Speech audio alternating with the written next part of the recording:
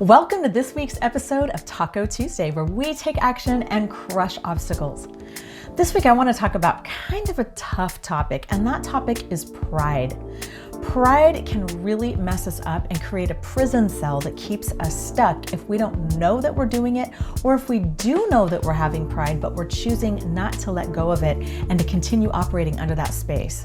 So first and foremost, let's get clear about what I'm talking about. What is pride? It's a focus on yourself rather than a focus on God or a focus on others. It's thinking you can do it on your own, or thinking that you have done it on your own and that you got no assistance or help from anyone else and that God wasn't involved. It's also not wanting to be vulnerable or honest with people about what's really going on in your life. Now, let me say this. This does not mean that when someone says, "Hey, how you doing?" that you start vomiting your life all over them. That's an inappropriate time and context.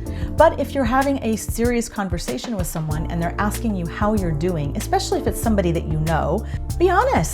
That doesn't mean to be negative. It just means to say, hey, I've got some things going on in my life right now. I'm struggling a little bit, but I'm looking forward to some new things coming ahead, and I'm looking forward to moving into a new season in my life.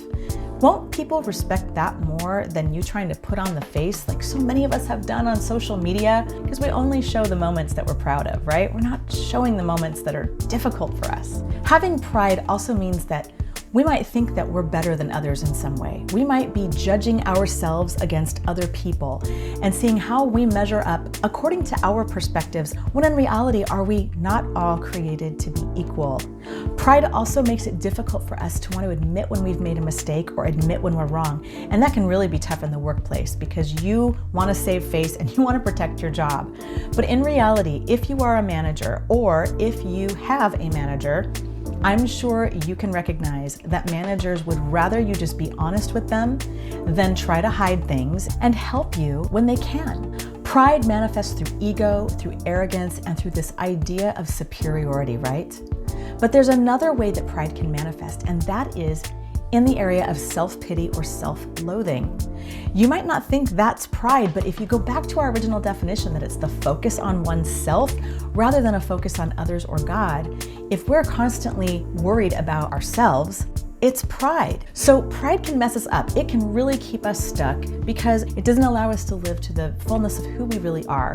So how do we get around this to get ourselves unstuck?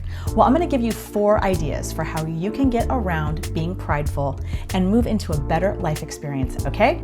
So first off, you've got to be honest with yourself. Am I being prideful anywhere? Am I focusing too much on myself in any aspect of my life and neglecting to focus on what's beneficial to others or what God would want for me? That's the first thing you got to do. If you don't do that first, then none of these other 3 things I'm going to tell you are going to matter, okay?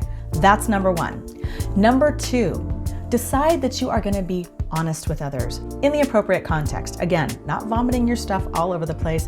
As my friend used to say, he's like, don't put your crap out in the street.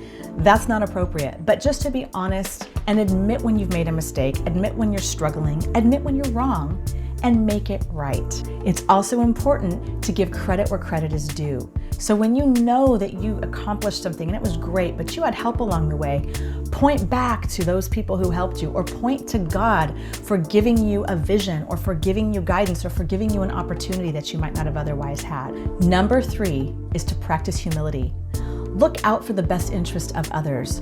Don't measure yourself against others. I know we struggle with that, guys. I struggle with that too. We all have been there, done that, got the t-shirt. But really try to live in a space of humility where you are focusing on what's best for others above what's best for you. That doesn't mean to neglect what's good for you, but it does mean don't do something that's good for you at the expense of someone else. This means laying down your ego. It means laying down any arrogance or any sense of superiority that you have.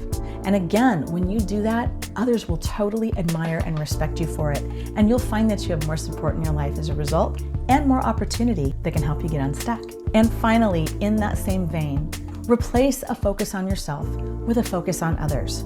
Seek first to give before you seek to receive.